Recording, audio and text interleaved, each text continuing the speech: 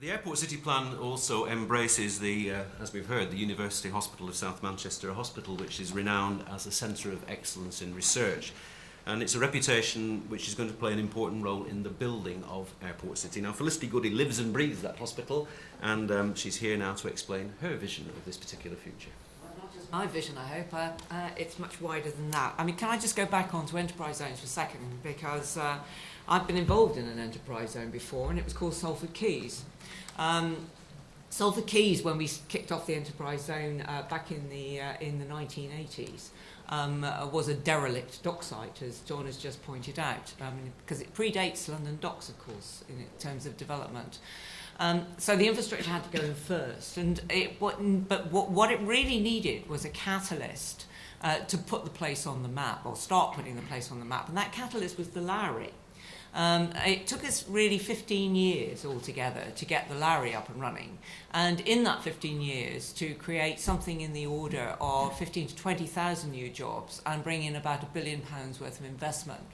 Since the Lowry's been built, we've actually now doubled that in the past 10 years.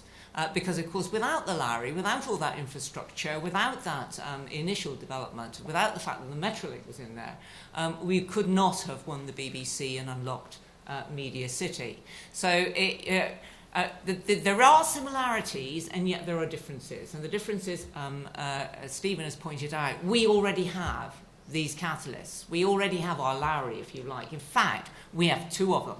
We've got the airport, which is an internationally renowned and growing airport with a good linkage to global destinations, which is absolutely key. It's already got its second runway. And we have a major hospital. Now, I don't know how many of you know the hospital, but it's actually not small. I'm interested to hear you've got 2,000 beds, John, at the airport. We've got 1,000 beds, actually.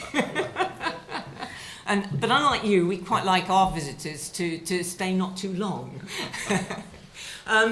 It's a very large teaching and research hospital, and it sees itself these days not simply as a place of treatment, and it's a very good place of treatment. You may have seen the recent publicity about the double lung heart transplant we did to save the life of a young 20-year-old girl who had both cystic fibrosis and aspergillus. Rare diseases, both of them killers, age 20, absolutely no help. And we did a double lung transplant, took all the disease out of her, and have completely saved her life. And they do things like that on a fairly regular basis down at Wythenshawe Hospital, which is what it's normally known to as its friends. It is a large teaching and research centre. It has 1,000 beds. We treat roughly 500,000 patients a year. We have 5,500 staff. We have a turnover of £330 million, and if they paid us the real rate for the job, it would be considerably more than that. The real reason we're doing this is because we no longer see the hospital as a place of treatment and care. We see it as a centre of well-being for the community, a place that should be using its assets to help rebuild the local economy and in turn bring wealth and opportunity to the local communities which surround us, and predominantly the 70,000 people of Wythenshawe. And so we've been working hand in glove with John and the team at the airport on a concept which we've loosely called Manchester Medipark Airport City.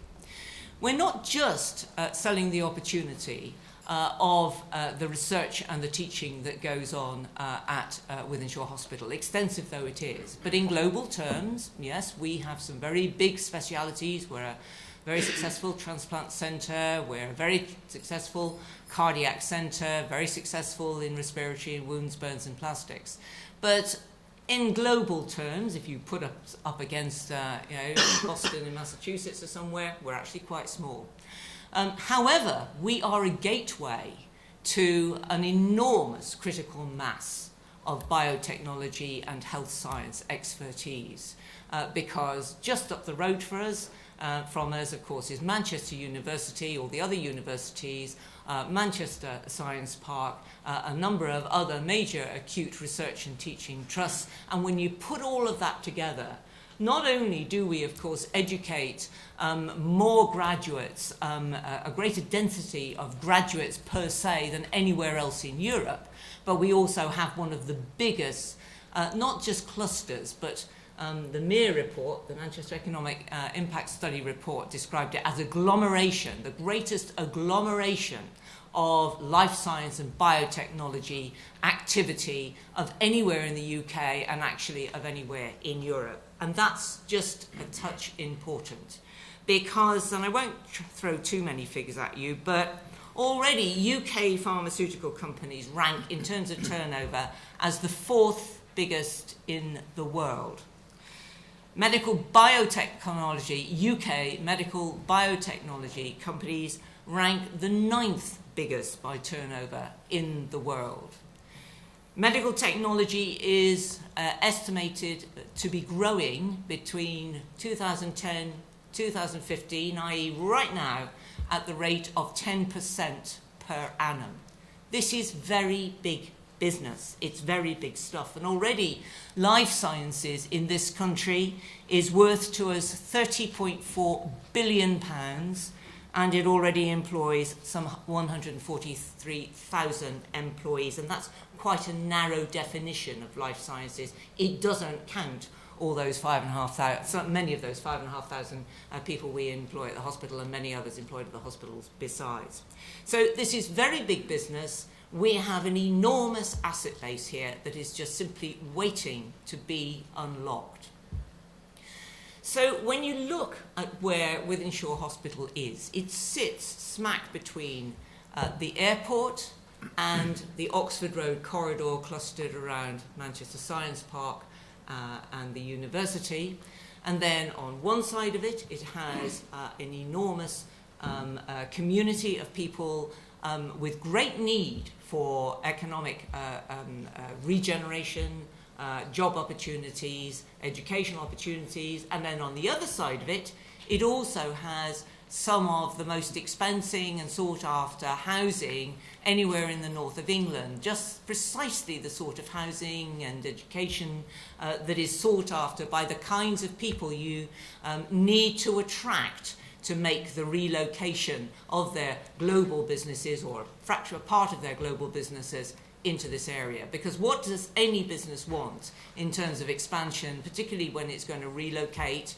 They can get fantastic buildings anywhere in the world. They can get tax breaks, which they can't get with us in many parts of the world. They can get fantastic weather. Frankly, our weather isn't that great. It's all right. It's not that great. But what absolutely is the killer is talent.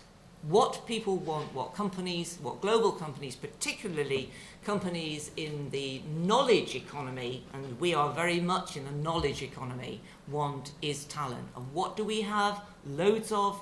We have an awful lot of talent, and we grow a lot of talent. And one of our key challenges has been this is why we wanted the BBC to build Media City, was to stop the talent drain. Because until we built Media City, so much of our talent in the media and creative industries had to go to London or to New York or to Stuttgart or to anywhere actually but the Northwest for career development. We are aiming to reverse that with Media City. We need to do the same thing in terms of life sciences and biotechnology. So that is why we think this is an opportunity absolutely waiting to happen. So the sort of places that we've been looking at in terms of what kind of ballpark are we in terms of competition are places like Biopolis in Singapore. It's ironic really because it was Futuropolis in Singapore that I looked at when we were doing Media City. The Nusajaya Medical Park in Kuala Lumpur, the life sciences developments around Zurich, Medicon Valley in Denmark and Sweden, and of course MIT in the USA. That's the sort of competition we're looking at. There is nowhere in the UK, not even Cambridge, that has the potential that we have in terms of the agglomeration of talent, and of activity which is already going on in research and spin-outs and so forth. And if you don't believe me, I can see the boss of Manchester Knowledge Capital actually sitting in our audience, so go and quiz her over lunchtime.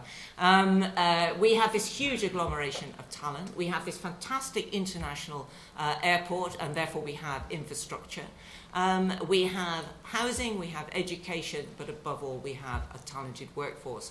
And of course, in the combination of the lands owned by the airport, the lands owned by the hospital, one or two private sector developers immediately adjacent to us who we're already heavily in dialogue with and working together with, we actually can assemble the kind of scale of site which you will find in these other international rivals, potential competitors, which can be assembled very quickly and are in very few ownerships.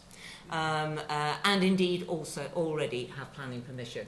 The EZ, if you like, is the icing on the cake. It just kind of binds it all together, brings in the opportunity to put in additional infrastructure, which of course we need at a more, in a more affordable way, brings in high-speed next-generation broadband access, which of course our organisations like this need, and above all, as you will hear more from Tim later this afternoon, it firmly puts us on the map as far as UKTI is concerned, which is the UK Trade and Investment Agency, the government's, if you like, overseas business marketing agency. It puts us at the head of their shopping list. So when a global pharmaceutical or life science company is looking for expansion, who do UKTI point them towards? They immediately will point them in this direction because we will be one of the favoured sites in the UK.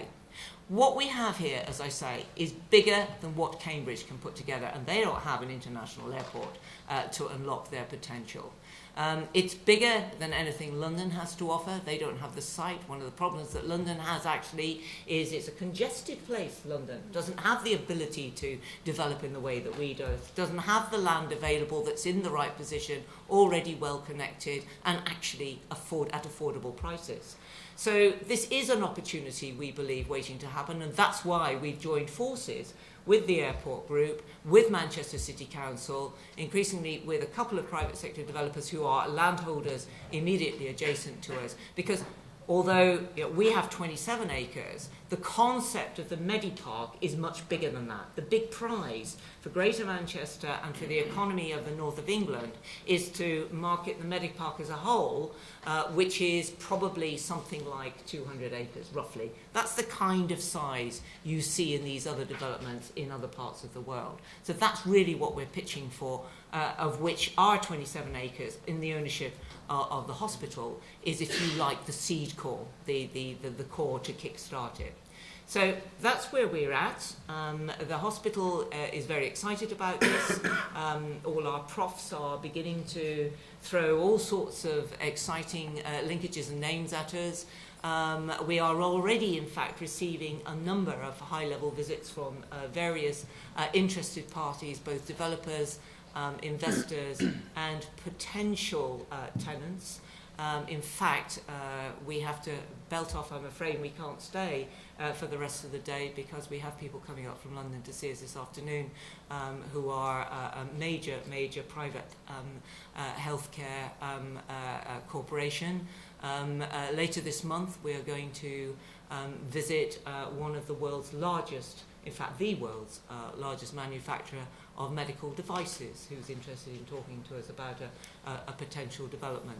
So the word is out there. We haven't even launched this thing yet because we wanted very much to coordinate it with Manchester Airport Group so that we will launch these concepts together, and that's why we've deliberately not produced anything yet or gone terribly public. But we think that this is the next big idea for Greater Manchester, and it's an absolutely core USP for the airport city concept, which we think is the best idea that Greater Manchester's come up with for a very long time.